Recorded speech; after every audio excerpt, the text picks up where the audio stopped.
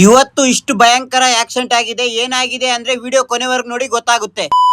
Hey guys, welcome to my mini vlog. ಬೆಳಿಗ್ಗೆನೆ ready ಆಗ್ಬಿಟ್ಟು bike ತಗೊಂಡು ನಾನು ಸಕಲೇಶ್ಪುರ ಸೈಡ್ ಗೆ ಹೋಗ್ತಾ ಇದ್ದೀನಿ. ಆನ್ ದ ವೇ ಬೈಕ್ ಗೆ ಫುಲ್ ಟ್ಯಾಂಕ್ ಪೆಟ್ರೋಲ್ ಹಾಕ್ಸ್ಕೊಂಡು, ಇವತ್ತೇನ್ಕೋ ಫಾಗ್ ಜಾಸ್ತಿ ಇದೆ, ರೋಡೇ ಕಾಣಿಸ್ತಾ ಇಲ್ಲ. 8:30 ಆದ್ರೂ ಇನ್ನ ಬಿಸಿಲು ಬಿದ್ದಿಲ್ಲ.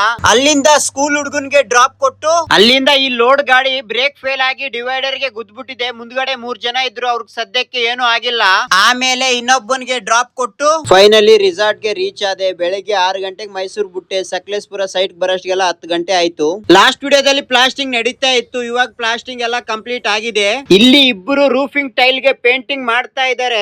ಇನ್ಸೈಡ್ ಟೈಲ್ಸ್ ವರ್ಕ್ ನಡೀತಾ ಇದೆ. ಇಲ್ಲಿ ಇಬ್ರು ಪಾಯ ಆಗಿತಾ ಇದ್ದಾರೆ. ಸೈಡ್ ಅಲ್ಲಿ ಡಿವೈಡರ್ ಬರುತ್ತೆ.